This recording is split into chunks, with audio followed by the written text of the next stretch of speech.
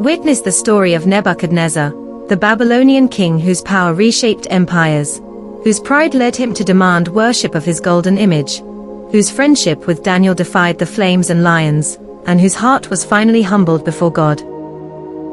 Among the greatest rulers of the ancient world, few are remembered for both their glory and their downfall. Nebuchadnezzar II, the king of Babylon, rose to power with unmatched ambition, built wonders that would awe generations, and commanded nations with an iron hand.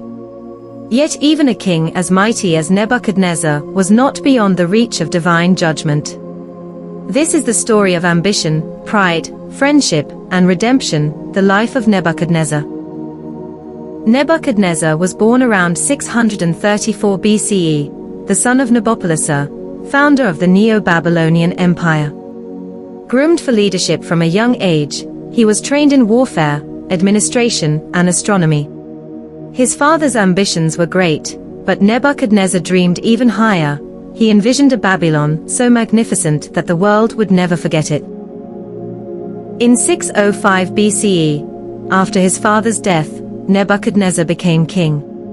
Young, intelligent, and ambitious, he led Babylon to unprecedented power. His campaigns conquered Jerusalem, subjugated nations, and brought wealth and scholars, including Daniel and his companions, into Babylon. But with great power came a dangerous pride, one that would set the stage for both conflict and redemption. The Hanging Garden. Beyond conquest, Nebuchadnezzar was a builder and dreamer. Among his greatest achievements was the legendary Hanging Gardens of Babylon, a paradise of flowing water, blooming trees, and vibrant flowers, built for his wife, Queen Amytis, who longed for the green hills of her homeland. The gardens were more than a marvel. They were a symbol of the king's vision, his love, and his desire to craft a legacy that would endure through the ages. Yet even as he built wonders, his heart remained prone to pride, forgetting the one who shaped both kings and empires. The first dream, the statue of gold. One night, the mighty king could not sleep. Visions haunted him, strange and terrifying. He saw a great statue, its head of pure gold, its chest of silver, its belly of bronze, its legs of iron, and its feet part iron, part clay. Then suddenly, a stone, not cut by human hands, struck the statue's feet, and shattered it to dust, and that stone became a mountain filling the whole earth. Nebuchadnezzar awoke trembling. What did it mean? Who could tell him? He called his magicians, astrologers, and wise men, but he was clever. He refused to tell them the dream. Tell me the dream itself, he thundered, and then tell me its meaning, or you will all be executed. None could answer. None, except a young Hebrew captive named Daniel. Daniel prayed to the God of heaven, and the secret was revealed to him in a vision. He stood before the king and said, "O king, you saw a great statue, you are the head of gold. After you shall arise another kingdom, inferior to yours, and then a third, of bronze, and then a fourth, strong as iron. But in the end, a kingdom will come, a kingdom not built by human hands, the kingdom of God, which will never be destroyed." Nebuchadnezzar fell to his knees in awe before Daniel. He confessed that the God of Daniel was the true God of heaven. He rewarded Daniel and made him ruler over the wise men of Babylon. The golden image and the fiery furnace. One of the most infamous episodes of Nebuchadnezzar's reign was his creation of a colossal golden image. Towering above the city, it gleamed in the Babylonian sun, demanding tribute, loyalty, and worship. The king commanded that all bow before it, declaring that anyone who refused would be thrown into a furnace heated 7 times hotter than usual. But 3 young men, Shadrach, Meshach, and Abednego, trusted advisors brought from Judah, refused to bow, remaining faithful to their God. Enraged, Nebuchadnezzar ordered them cast into the fiery furnace. Flames roared, yet when the king peered in, he was astounded. The 3 men walked unharmed, and a 4th figure, divine in appearance, moved among them. Nebuchadnezzar, overwhelmed by this miracle, proclaimed the power of their God, acknowledging that no fire could harm those protected by him. The second dream, the great tree. Years passed again, and Nebuchadnezzar grew older, but pride had crept back into his heart. One night, another dream disturbed his rest. He saw a great tree, reaching to the heavens. Its leaves were green, its fruit abundant. The birds nested in its branches, and the beasts found shade beneath it. But then, a voice from heaven cried out, "Cut down the tree, strip its branches, scatter its fruit, but leave the stump, bound with iron and bronze. Let him be drenched with the dew of heaven, and let his heart be changed from that of a man to that of a beast, until 7 times pass over him."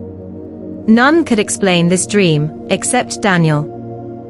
Daniel trembled and said, "O king, may this dream be for your enemies. You are that tree.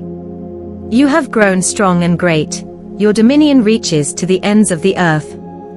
But because of your pride, the Most High decrees that you shall be driven away from men, and live among the beasts, until you learn that the Most High rules in the kingdom of men." Nebuchadnezzar heard the warning, but pride deafened him. Amid Nebuchadnezzar's court was a man of wisdom and faith, Daniel. Trusted by the king for his insight and interpretations of dreams, Daniel became both advisor and confidant. Their relationship was one of mutual respect. Daniel respected the king's authority, and Nebuchadnezzar, though proud, valued Daniel's counsel. Daniel interpreted the king's troubling dreams, including the vision of a towering statue, gold, silver, bronze, iron, and clay, representing successive kingdoms, all destined to be replaced by the eternal kingdom of God. While Nebuchadnezzar marveled at Daniel's wisdom, he struggled to submit his own heart to this higher authority. Nebuchadnezzar gazing over Babylon, declaring, "Is not this great Babylon built by my power?" Nebuchadnezzar's pride reached its peak when he boasted, "Is not this great Babylon built by my mighty power and for my majesty?" But the prophet Daniel had foretold that his heart would be humbled. The king's arrogance blinded him, leaving him unaware that his greatest lessons were yet to come. Nebuchadnezzar alone in a field, observing the skies, reflecting. And then, it happened. God struck Nebuchadnezzar with a divine judgment. He became like an animal, living in the fields, eating grass, and roaming like an ox. His hair grew like feathers, his nails like claws, and the mighty ruler who commanded nations now walked among beasts, humbled before heaven. Restoration and wisdom. Nebuchadnezzar returned to the throne, wise and reflective. 7 years passed in this wilderness of humility. When Nebuchadnezzar's mind was restored, he lifted his eyes to heaven, acknowledging God's sovereignty.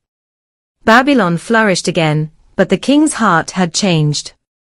He praised, blessed, and honored the God who humbled him, understanding that all earthly power is fleeting, and divine authority is eternal.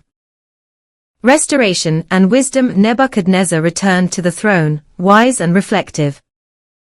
He restored his city, ruled with wisdom, and maintained a deep, respectful relationship with Daniel, whose guidance had helped him navigate both the mysteries of dreams and the challenges of kingship.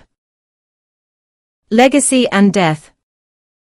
Nebuchadnezzar died around 562 BCE, leaving behind a legacy of unparalleled grandeur and cautionary wisdom.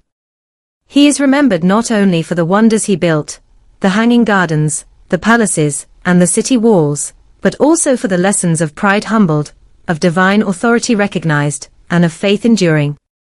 His life tells us that even the mightiest of rulers are servants to a higher power, and that friendship, wisdom, and faith can illuminate even the darkest chapters of life. Nebuchadnezzar's story is timeless.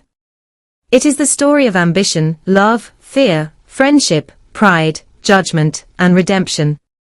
A king who built empires and gardens, who demanded worship and yet learned humility, who trusted and tested the wisdom of Daniel. His life reminds us that power is fleeting, but wisdom and humility endure forever.